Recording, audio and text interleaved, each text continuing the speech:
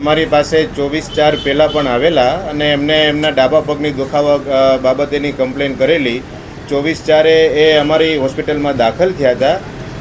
બહારનો રિપોર્ટ કરાવીને આવેલા હતા કે ભાઈ જેમાં એવું જણાતું હતું કે ભાઈ ડાબા પગમાં એમને તકલીફ છે, એટલે એ બાબતે એમને દાખલ કર્યા હતા.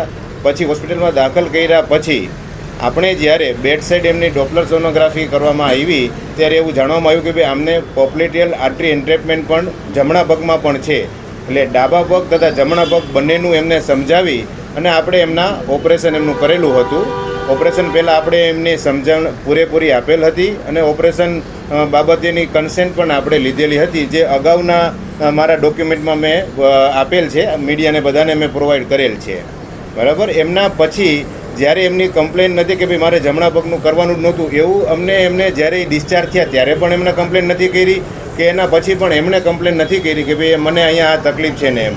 જ્યારે એમને ફરિયાદ કરી ત્યારે પછી અમે એમને કીધું કોઈ વાંધો નહીં, અમે તપાસ કરતાં અમને જાણવામાં આવ્યું કે ભાઈ એમને જમણા પગમાં પણ પૂરેપૂરો બ્લડ સર્ક્યુલેશનનો ફ્લો છેલ્લે સુધી પહોંચે છે, એમને તકલીફ નથી.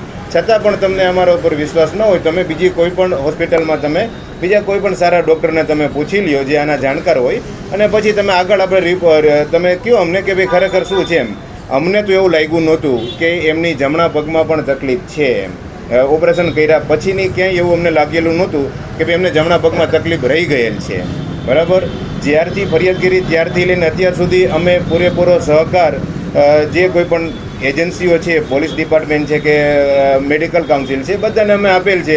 અમે પૂરતા એના દસ્તાવેજ, ડોક્યુમેન્ટ, એવિડન્સ બધા આપેલ છે કે શા માટે અમે બંને પગમાં સર્જરી કરેલ છે. જમણા પગમાં એમને પોપ્લેટિયલ આર્ટરી એન્ટ્રેપમેન્ટ હતું, એટલે કે હા, એટલે ગાંઠ, એટલે લોકોના માનસમાં એવું છે ગાંઠ એટલે ઘણું મોટું કહેવાય, પણ ગાંઠ નહીં, પણ જે બ્લડ ફ્લો છે એ રોકાતો હોય, પૂરેપૂરો ફ્લો નીચે સુધી ન પહોંચાતો હોય, એના માટેની એને નાના એવા એના આર્ટરી એન્ટ્રેપમેન્ટ હતું, એ આપણે દૂર કરવાનું હતું જમણા પગમાં, જે આપણે કરેલું હતું. ઓપરેશન પછી અમને કોઈ દર્દીએ ફરિયાદ નથી કરી કે કેમ તમે જમણા પગમાં કરેલ એમ.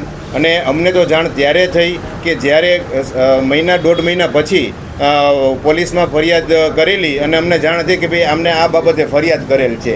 હા, ઓપરેશન પછી 2 કે 3 વખત એ લોકો ફોલોઅપ માટે આવ્યા હતા અને ત્યારે તપાસતા અમને એમના ડાબા અને જમણા બંને પગમાં બરાબર જ બ્લડ ઉપરથી નીચે સુધી બ્લડ સર્ક્યુલેશન બરાબર જ અમને ગુનો દાખલ મને ખ્યાલ નથી, હજી એના ડોક્યુમેન્ટ મારી પાસે આવેલ નથી. પણ જે કંઈ પણ દસ્તાવેજ મેં જેમ કીધું એમ જે તે એજન્સીને અમારે આપવાના હતા, મેડિકલ કાઉન્સિલને કે પોલીસ ડિપાર્ટમેન્ટને અમે આપેલ છે. ગુનો દાખલ મેડિકલ નેગ્લિજન્સીનો છે. એમાં એવું નથી કે ભાઈ ડાબાની બદલે જમણા પગમાં કરેલ છે, બંને પગમાં કરેલ છે આપણે.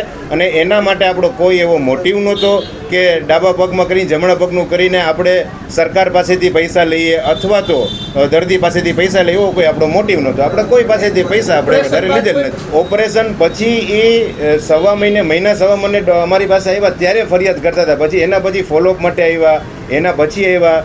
એ દરમિયાન એમણે કોઈ ફરિયાદ નથી કરી કે મને જમણા પગમાં તકલીફ છે એમ. આનો ખર્ચો સામાન્ય રીતે જે PMJY કાર્ડમાં જે આપણે જે છે એનો ખર્ચો PMJYનું પેકેજ હોય છે 57,200 રૂપિયા.